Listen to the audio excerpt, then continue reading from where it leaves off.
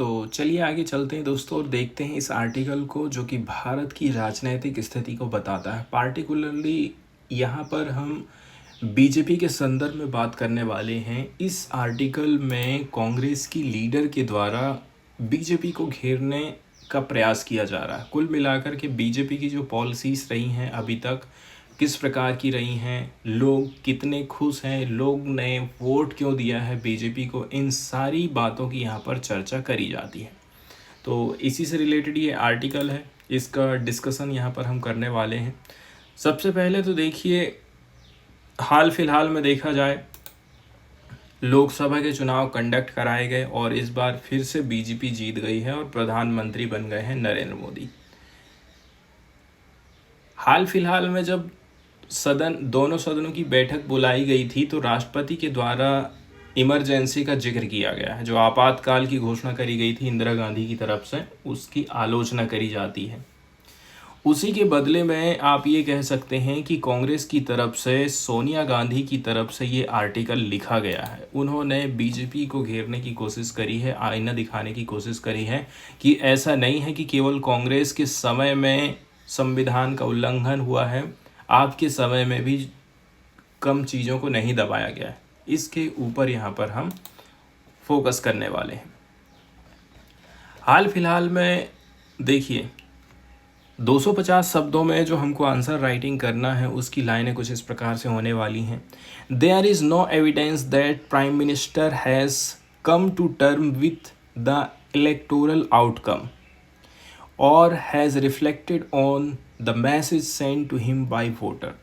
इस बात का कोई सबूत नहीं है कि प्रधानमंत्री चुनावी नतीजों से सहमत हो गए हैं या फिर वो खुश हैं, साथ ही साथ या फिर उन्होंने मतदाताओं द्वारा उन्हें भेजे गए संदेश पर उन्होंने कभी विचार किया है। वोटर्स क्या चाहते हैं इसके बारे में सरकार कुछ नहीं सोचती है। तो इस बार का जो इलेक्शन रहा था, जिसमें आप देख सकते हैं, राइटर का कहना है कि इस बार का जो इलेक्शन रहा था, इस बार जो मोदी सरकार बोल रही थी कि अब की बार 400 पार, अब की बार 400 पार, वो चीज़ हो नहीं पाई है। ठीक है, उसका बहुत सारा रीजन है। ठीक है, जैसे कि विभाजनकारी, मतभेद पैदा करने वाली, घृणा की राजनीति बीजेपी कर रही थी। लोगों ने इन सारी चीज़ों को खारिज कर दिया है। ठीक है, और प्रधानमंत्री नरेंद्र मोदी की शासन वाली जो सरकार थी, मेजॉरिटी वाली सरकार को उन्होंने नकार दिया। तो भाजपा को इसीलिए क्या नहीं मिला, बहुमत नहीं मिल पाया है। यहाँ पर हम कुछ महत्वपूर्ण इशू के ऊपर चर्चा करने वाले हैं जो कि बीजेपी के दौरान हमको देखने को मिले हैं। जैसे हाल फिलहाल में देखा जाए ना, अभी प्रोटेम स्पीकर का मुद्दा बहुत ज़्यादा गूंज रहा था। प्रोटेम स्पीकर का मुद्दा कैसे गूंज रहा था कि भाई जब तक नया स्पीकर नहीं आ जाता है तब तक उसकी जगह में काम करने के लिए हम एक प्रोटेम स्पीकर बना देते हैं। ठीक है, तो प्रोटेम स्पीकर कौन होगा? प्रोटेम स्पीकर नॉर्मली सीनियर व्यक्ति को बनाया जाता है। जैसे लोकसभा में हम बना रहे हैं ना, तो लोकसभा का कोई जो सीनियर सांसद होगा उसको हम प्रोटेम स्पीकर बना देते हैं। लेकिन इस बार ऐसा नहीं किया गया था। बीजेपी अपने हिसाब से उसको सिलेक्शन कर रही थी, इसलिए कांग्रेस ने इस मुद्दे को बहुत ज़्यादा उठाया था। तो जो प्रोटेम स्पीकर है ना, इसके बारे में काफ़ी विवाद हमको देखने को मिला। जैसे कि भर्तृहरि मेहताब को अपॉइंटमेंट किया गया था, किसके लिए? प्रोटेम स्पीकर के लिए। अब जो स्पीकर की पोस्ट है, चलो स्पीकर की पोस्ट तो बीजेपी अपने हिसाब से रखेगी, लेकिन जो इंडिया ब्लॉक की पार्टीज़ हैं उन्होंने प्रधानमंत्री नरेंद्र मोदी को कहा था कि भाई जो डिप्टी स्पीकर है, डिप्टी स्पीकर की जो पोस्ट है वो किसी भी अपोजिशन के सीनियर मेंबर को आप दे दीजिए। लेकिन इस बात से सहमत नहीं हुई थी बीजेपी की सरकार। तो एक चीज़ तो ये हो गया है। अब अगला जो मुद्दा यहाँ पर उठाया जा रहा है वो उठाया जाता है इंदिरा गांधी के द्वारा जो इमरजेंसी लगाई गई थी ना, इस मुद्दे को यहाँ पर घसीटा जाता है। क्योंकि अभी हाल फिलहाल में जो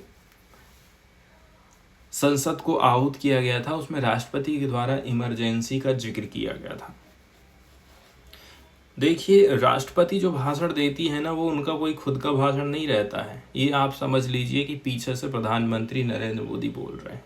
आप इसको ऐसे करके सोच सकते हैं। देखिए, यदि इमरजेंसी इतनी ही ज़्यादा घातक होती ना, तो आने वाले समय में इंदिरा गांधी फिर से चुनी नहीं जाती। जनता तो उनको, जाहिर सी बात है, दोबारा कभी चुनती ही नहीं। लेकिन आप देखेंगे, इमरजेंसी लगने के बावजूद भी इंदिरा गांधी को लोगों ने फिर से जिताया था चुनाव में।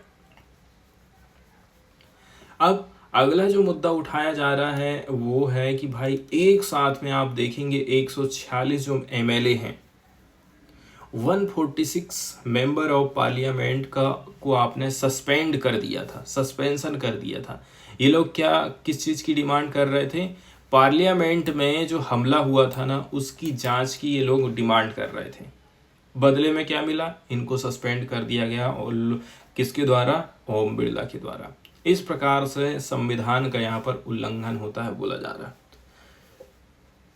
कुछ कुछ ला ऐसे बनाए गए हैं जिनके ऊपर सरकार बिल्कुल भी डिस्कशन नहीं करती, फटाफट विधेयक पारित कर देती है।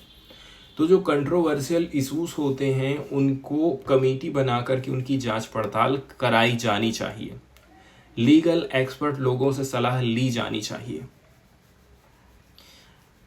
इसके अलावा सरकार की तरफ से एक जो कानून लाया गया था, बायोलॉजिकल डाइवर्सिटी प्रोटेक्शन फॉरेस्ट कानून से रिलेटेड है। तो इसमें सरकार ने जो फॉरेस्ट से रिलेटेड कानून है ना, उनको कमज़ोर करने की कोशिश करी है।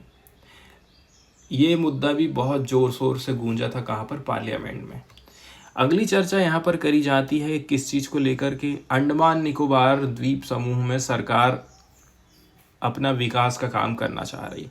उस विकास के काम के कारण, लेकिन आप ये ध्यान दीजिए कि वहाँ के जो पेड़ पौधे हैं, वहाँ का जो पेड़ पौधा है कितना सारा काटा जाएगा। साथ ही साथ वहाँ जो जनजाति लोग रहते हैं, जीव जंतु रहते हैं, उनका क्या होगा? ये चीज़ फिर से रिस्टोर होने वाली नहीं है। साथ ही साथ एक चीज़ पर फोकस किया जाना बहुत ज़्यादा ज़रूरी है कि भाई, किसी भी बिल या फिर विधेयक के ऊपर फुल डिबेट एंड डिस्कशन आप क्यों नहीं करते हैं? इसका मतलब ये है विपक्ष की आप सुनना नहीं चाहते हैं। लोकसभा का जो स्पीकर है ना, वो टाइम निर्धारित कर देता है कि किसको कितना बोलना है। पता चला बीजेपी को ज़्यादा समय मिल जा रहा है, विपक्ष को कम समय मिल जा रहा है। तो किसी भी विधेयक के ऊपर फुल डिबेट एंड डिस्कशन नहीं होगा। तो इसी प्रकार से ग्रेट निकोबार प्रोजेक्ट का जो विरोध हो रहा है ना, तो बहुत सारे जो नियम कानून हैं उनका भी इसी प्रकार से विरोध होते रहेगा। अगला मुद्दा उठाया जाता है राइटर की तरफ से, इंदिरा गांधी की तरफ से, नीट स्कैंडल का। अब देखिए, एक तो नौकरी नहीं मिल रही है, दूसरी नौकरी किनको आप दे रहे हैं? जो आपको पैसा दे रहा है। इसमें आप ऐसे लोगों का नाम निकाल रहे हैं जो गुंडा है। तो क्या इसमें बिना पॉलिटिक्स के ये सारी चीज़ संभव हो जाएंगी क्या? नेता लोग तो सब पूरा बचने के चक्कर में है अपना, नेता लोग तो सब बच जाएंगे, नाम ले दे रहे हैं गुंडे लोगों का, जो कि ऑलरेडी से उनके न जाने ऐसे कितने केसेस चल रहे हैं। तो इससे कुछ नहीं होने वाला। साथ ही साथ आप देखते हैं ना कि पिछले 10 साल में जो इंस्टीट्यूट बनाए गए हैं वो बहुत डैमेज हुए हैं। डैमेज होने का मतलब ये है उनकी जो आज़ादी है ना, उसको कम किया गया है। जैसे कि national council of education research and training, university grant commission and universities अपने आप में जो इतना मजबूत हुआ करती थी, उनकी स्वायत्तता को, स्वतंत्रता को कम किया जा रहा है प्रधानमंत्री नरेंद्र मोदी के द्वारा। आगे चर्चा करी जाती है कि भारत में माइनॉरिटी कमिटीज़ की क्या स्थिति है, किस प्रकार से दलित लोगों को यहाँ पर दबाया जाता है, जो दलित लोगों के अधिकार है ना, उनको छीना जाता है। इसलिए जो माइनॉरिटीज़ के ऊपर अटैक हो रहा है, पार्टिकुलरली सरकार की तरफ से इनडायरेक्टली, इन सब चीज़ों को रोका जाना चाहिए। चाहे वो मुस्लिम हो, चाहे वो सिख हो, चाहे वो बौद्धिस्ट हो, ठीक है, इन सब के प्रति समानता होनी चाहिए। इसके बाद मणिपुर का मुद्दा उठाया जाता है कि भाई, बहुत ज़्यादा समय नहीं हुआ था, फरवरी 2022 में बीजेपी एंड इसके जो एलायंस हैं, इन्होंने मेजॉरिटी हासिल करी थी असेंबली इलेक्शन मणिपुर में। 15 महीने के भीतर आप देखेंगे मणिपुर में हिंसक घटनाएं चालू हो गई हैं। यहाँ पर भी वही बात है, बौद्ध, ईसाई, हिंदू, ये जो समुदाय हैं इनके बीच में हमको लड़ाई झगड़ा देखने को मिलता है। इन सारी चीज़ों के ऊपर भी फोकस करना बहुत ज़्यादा ज़रूरी है। अब हम बात करते हैं कि अपोजिशन पार्टी किस प्रकार से क्या सहयोग दे रही है कि नहीं दे रही है। इंडिया ब्लॉक की जो पार्टीज हैं उन्होंने ये चीज़ क्लियर कर दी है कि हम किसी प्रकार का कन्फ्रंटेशन नहीं चाहते हैं। Leader of opposition Rahul Gandhi ने ऑफर किया कि हम जो है कोऑपरेशन के साथ में काम करेंगे। कुल मिलाकर के जो इंडिया ब्लॉक है, कांग्रेस का जो गठबंधन है, उन्होंने ये चीज़ क्लियर कर दिया है कि भाई हम जो है पार्लियामेंट को प्रोडक्टिव बनाना चाहते हैं ताकि इसकी जो प्रोसीडिंग है ना वो कंटिन्यू होते रहे। तो ये प्राइम मिनिस्टर से आशा करी जाती है कि उनकी जो गवर्नमेंट है हम लोगों को रिस्पॉन्ड करेगी पॉजिटिवली। साथ ही साथ अपोजिशन पार्टी के जो लीडर हैं उनकी भूमिका बताई जा रही है कि भाई हमें कैसे काम करना चाहिए। हम चाहते हैं कि संसद में संतुलन बना रहे और उसकी जो प्रोडक्टिविटी है ना वो कंटिन्यू रहना चाहिए, ताकि हम ये सुनिश्चित कर सकें कि भाई जो लाखों लोग डिमांड कर रहे हैं उनकी डिमांड को हम पूरा कर सकें। उनकी जो चिंता है उनको हम संसद में उठाएंगे और उसको एड्रेस करने की कोशिश करेंगे। हम उम्मीद करते हैं कि बीजेपी आगे आएगा ताकि हम लोकतांत्रिक कर्तव्यों को पूरा कर सकें।